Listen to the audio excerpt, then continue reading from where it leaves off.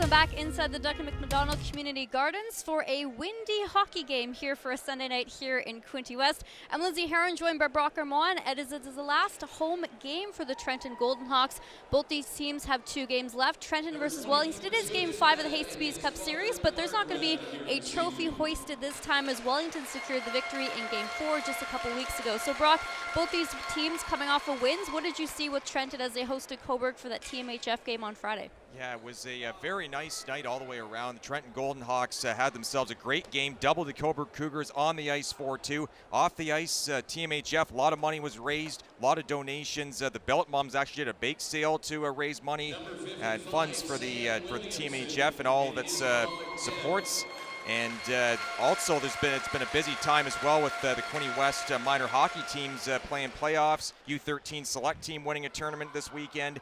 So all in all, it's a good time to be a Quinte West hockey fan. And the Trenton Golden Hawks all but solidified 4th place. That's the most essential thing from a team standpoint, is securing and locking down 4th place over the Cobourg Cougars after that victory on Friday night. Yeah, and with our Brock, let's take a look at the standings as both Wellington and Trenton are coming off of wins on Friday.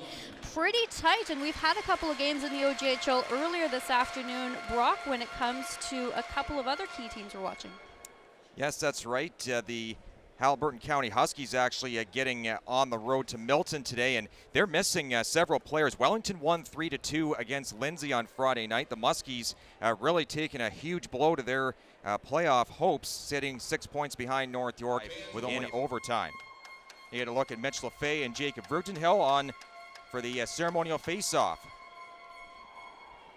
And with John McDonald, the Director of Hockey Ops for the Golden Hawks. And again, this is starting goaltenders for this one tonight, the 5th and final meeting of the Battle of Quinte. Jacob Osborne making his 2nd straight start, stopped 33 of 35 in Wellington's 3-2 victory over Lindsay on Friday night. He's got a record of 16-7-2 in 25 previous games and some solid residual numbers as well. 219 goals against, a save percentage of .927. As the Gloucester native will go head-to-head with Ben Bonesteel down at the other end of the pond. He's pretty much taken the starting job and ran with it for Trenton this year.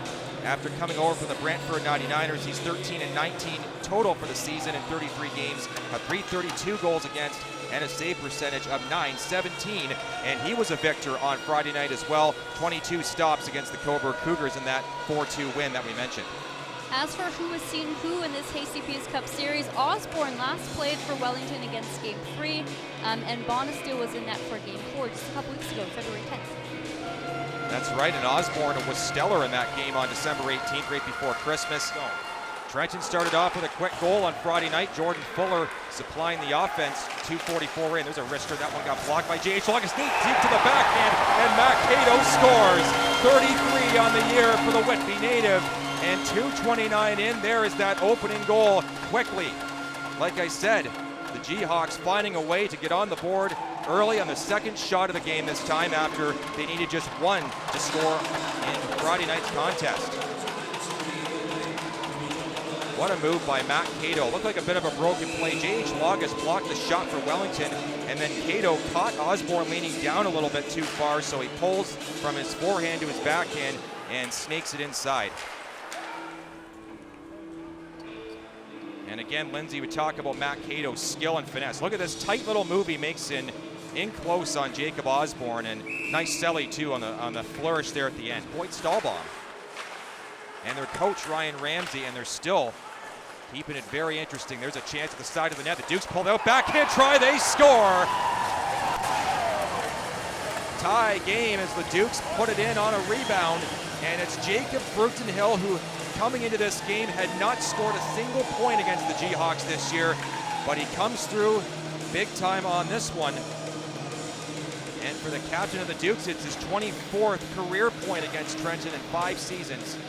Look at the move, though, he made on Bonesteel. Toe drag, moves to the forehand, and then the backhand goes up and over there. Just a very slick play, all in one fluid motion. And Jacob Rutenhill, one of those types of guys that can really dance with that puck.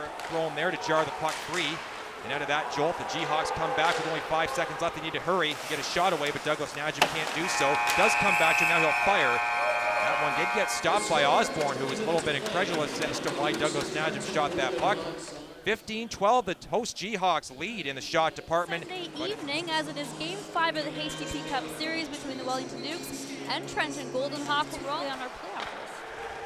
Yeah, it'll be exciting to talk to a few of the other ones still left as Robinson got cut off from trying to get inside the Duke zone. Joint with a clean zone entry as he only had a few steps to go. He'll get the puck right towards the crease area. They'll bang at it for a moment. Comes free now, right out in front, they score. Barrett Joint.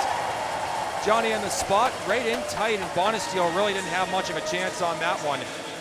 And for the Sydenham native, Barrett Joint continues to have himself a great season. Consistency is going to be the key for him, as he has at times struggled to keep his goal-scoring exploits going, but he does pick up goal number 24 in game number 38 since coming over, as he continues to be a point-per-game guy for this Derek Smith coach club. Barrett Jordan spending time in the BCHL with the Salmon Arm Silverbacks with 7 games during last January's shutdown. But the 19-year-old from Kingston certainly has had his best season here locally. Brad trying to squeeze it by. It's going to eventually get thrown right back to the other side. Campbell hooks it out in front of the palm. Slow shot. Oh, Bonesteel to be careful there. His joint went in there and jabbed at him. And Bonesteel just wasn't quick enough with that glove. So take a look at the billets and the OA ceremony. There you see some of the billets. Again, this the very unselfish people taking the players in. There you see the 4 of them like we talked about. Yeah, that's Lucas Robinson's family and Cato and a couple others. We'll have more on that later. But certainly, Quinte West does a fabulous job every year. Not only is it kind of really good to have all different families helping the Trenton Golden Hawks players, but especially during a pandemic, right, Brock? You got to think all the extra things too. So a massive thanks once again to all the builds out there for making all of this possible. And making sure the players are safe and healthy and they've got a good environment to live in, because it really is a real key piece. Nice to see those ceremonies back after a couple years too. There's a pass across. Bonesteel spread out, maybe got a slight sliver of that chance from the Dukes. Osborne's been a lot more of an aggressive player, especially towards the latter half of January. And certainly you're seeing it with kind of these key games that are a lot quicker.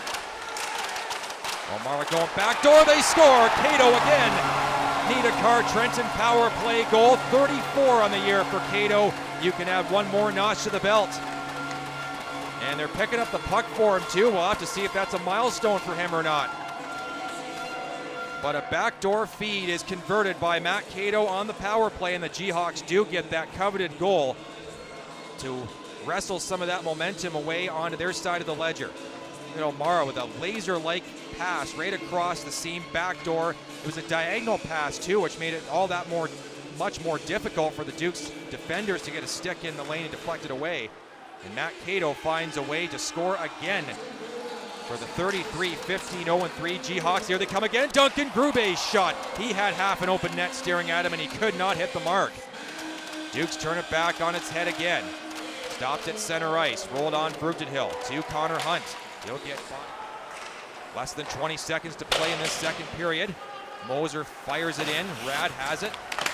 They had arrived to it a little bit late there as Cutler bumps into him.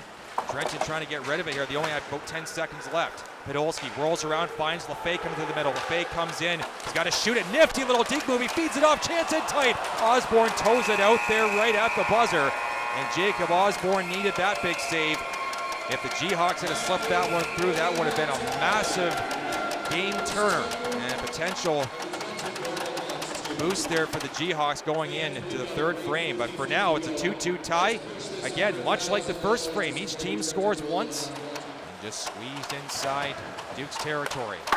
Long range shootout off the glass and then brought back in by Ryan Holmes. Here comes Holmes, slamming on the brakes, tucking it. McDowell separates him from the puck. This is going to lead to a 3-on-2 back the other way for the Dukes, but again, the Jayhawks get in there and disrupt defensively. They'll turn the play right back to the right. There's a feed across LaFay, walking in. Douglas Najam fires, and he scores. Sammy Douglas Najam going top shelf, bar down. And what a great set of eyes from Mitch LaFay to find the defenseman coming in late. Douglas Najam absorbs the pass, waits for Osborne to go down, and then cranks it over his right shoulder and in. It's 3-2 Trenton. For Sammy, that's his 20th point of the season. 44 games played so far. The 18-year-old from Belleville, Quinte Red Devils alum. Yeah, nice to see Douglas Najim get on the board too, because he has been one of Trenton's hardest working players. He's had to play forward on occasion because of the excess of D Trenton has. Can't get it in too far, and then it's he back out and down the ice again. 15 seconds left.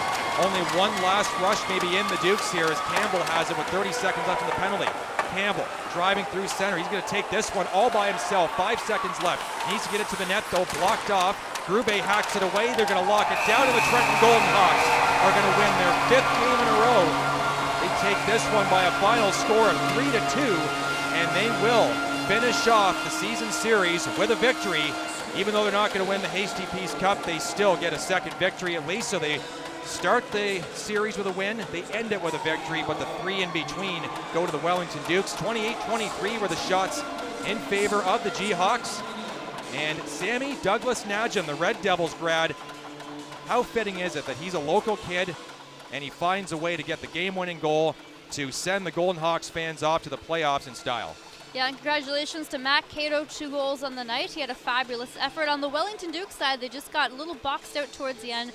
Julian Jacob, another really good effort. Lucas Lapalm as well. Certainly, these teams are very tightly matched, and we saw that definitely towards the end of the 3rd period. Stars brought to you by Physio House, owned and operated by Trenton residents and physiotherapists Kyle and Catherine Maringer. They're proud to support the Trenton Golden Hawks. Contact Physio House to see how they can help at physiohouse.ca. Jacob Osborne with a good game, 25 saves, even though he ends up on the losing side of things. He played exceptionally well, made some brilliant saves. Ben Bonesteel at the other end didn't face as many shots, but still 21 stops in the victory as he continues to anchor it down for the Jayhawks. And then your first star, who else but Sammy Douglas Najim, another great game for him, and he ends up sniping one bar down for the winner and increases the Golden Hawks record to 34 wins on the year. The Dukes, meantime, fall to 35-12, 3-2 on the year.